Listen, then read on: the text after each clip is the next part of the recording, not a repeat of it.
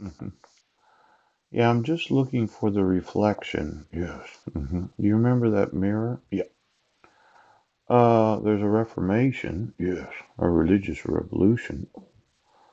Martin Luther publishes 95 theses that protest some of the practices of the church. Yeah. You know, the reflection? Yeah. Walter Reed, isn't that a hospital? Yes. You know, the reflection of the judicial system. See, the hearing? Yeah. The arraignment, the trial, and the sentencing. They all have significantly different meanings. Right. Now, an arraignment, the judge would say, well, the guy has to be gotten. Yes. I can issue it for $500,100 and it's not excessive. Right. Because you can't get out of jail until I decide to have the arraignment, and I could have been there for as long as she wanted. Yes. You kind of have to fit it into the docket when you miss an arraignment. Is that right? Yes. Let's say I missed the trial. It's an admission of guilt. Oh, oh, oh. Well, that would be an immediate arrest. Yes. And whatever the Class C felony is. Oh. How about the sentencing? Yeah. Of all the sentencing for gross misdemeanors, how many times do you have a separate hearing for sentencing? Yes. Than for the actual trial? And then there's the hearing. Yes. The hearing where you're going to want me to explain. Yeah.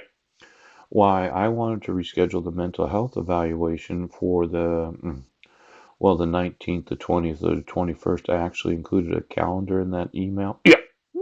Giving you plenty of time to reschedule it. Now, it looks like there's no reflection of the actual judicial system in the United States. Yes. And Mike has been obstructing justice in multiple counties. Right. Where he thought, well, Paul's missing an arraignment and he probably won't get out of jail. Is that why that it's not excessive for a $500,000 bail bond? Yes.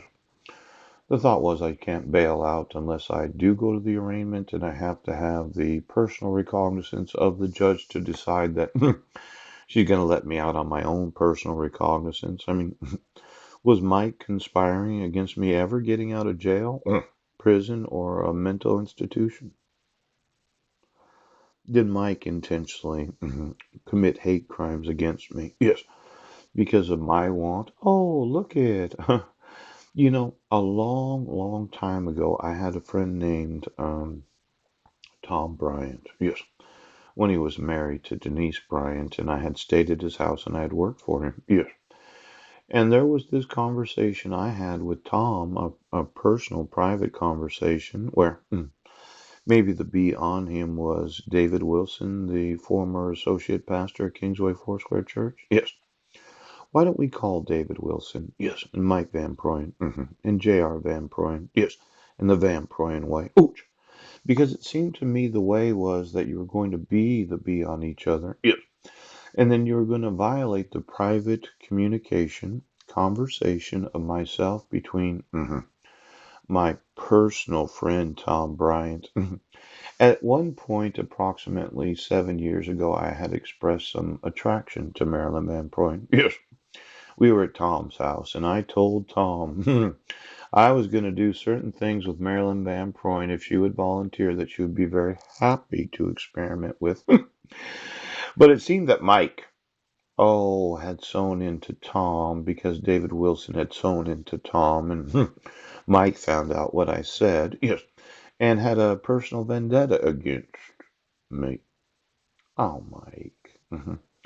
You've been obstructing justice in multiple counties of the state of Washington. Yeah, that should be a statewide felony. Yes, and possibly a felony against the United States of America. And when I think about being arraigned, where if Judge Landis hadn't thought, yes, that I would appear at the next court hearing, she could have just held me in jail.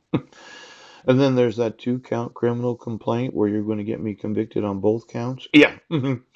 But instead of doing that, you wanted me to be admitted to a mental health, mental, mental institution. Now, when you use the cell hearing, is that for the trial restoration or is that for the restoring of the actual sentencing? Yes. A lot of people can get convicted of a crime and not believe they had committed the crime. Yes, yes, yes. They were delusional, bipolar, and schizophrenic for thinking that they weren't there when they were. So when sentencing somebody, is the cell hearing for the sentencing hearing? Yes. The hearing? Yes. The arraignment hearing? Yes. Or is it for the trial hearing? Yes.